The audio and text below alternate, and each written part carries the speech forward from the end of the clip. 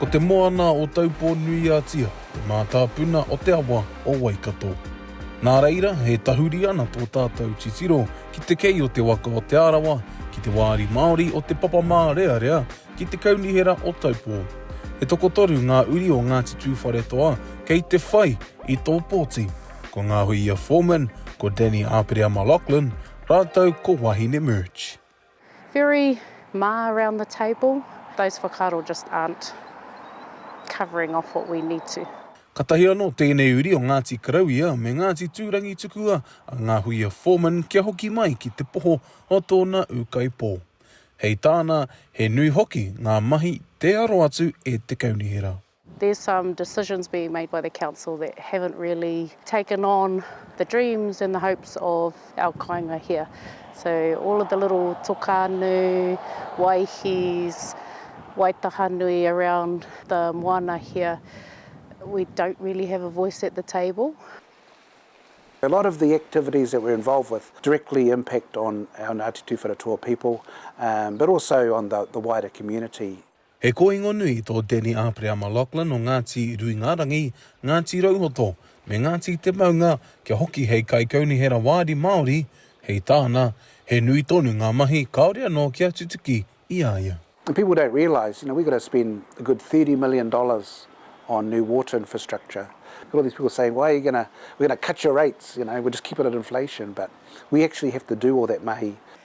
Historically here in Taupō, growing up here in Waitahanui, I've seen different āhuatanga, how our council rolls, how our iwi, how our hapū rolls, how our marae rolls, and the massive disconnect that's always been there. Rua te kaumārima tau te pakeke a Wahine Murch o Ngāti Tū te Mohuta, hei tāna e tika ana kia whai wāhi he rangatahi ki he nei mahi. Ko tai te wā, kei konei te reo ngā hau. We want to be part of these conversations.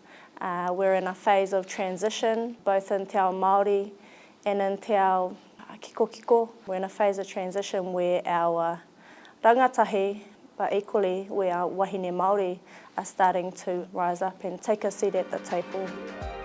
Ko te moana o Taupō, te pūmanawa o te rohe pōti nei. Kei te tonga, ko te maunga o Tongariro, ki te raki, ko Ātia Muri, ko te awa o rangatahi ki te rāwhiti, ko tihoi, kei te uru. Mena kāre anō koe kia whiwhi I o Pepa Poti, e te iwi kaua e māharahara. Ko te mea pai rawa atu, haere tōtika ki te kaunihera ārohe o Taupō, ki reira tuku atu I tō pōti motuhake. Ka tae hoki te haere atu ki te pai tukutuku o vote.nz, kia kite I ngā pārongo pōti. Kia tere, he te iwi, kei te mimiti haere te wā. It's only a little droplet for us to have, especially here in Taupō, ki te whakaaro ki ngā atu taone ki Rotorua pia. And Rotorua is a place where the community embraces their culture, the community embraces te ao Māori ki Taupō me I kao. At the last election, where we had the first Māori wards, the voter turnout was quite low. But you didn't know that, until you separated out the Māori ward numbers. Our people aren't connected to the activities of council, and we need to lift that engagement, we need to lift that voting, and Māori wards, I think, are the right way to do that. As long as we do try and get out there and pick the people we need to represent us, then cool. But it's a bit of a mixed bag here because most of us don't care about what's happening in council because they don't care about us. E hoa ma, e puta ki te pōti. Mā wai, hei kai kaunihera wāri Māori māu. Ki te tūru o te Papamārearea ki runga I te kaunihera o Taupō. Te kaua pāora, mā Aukaha.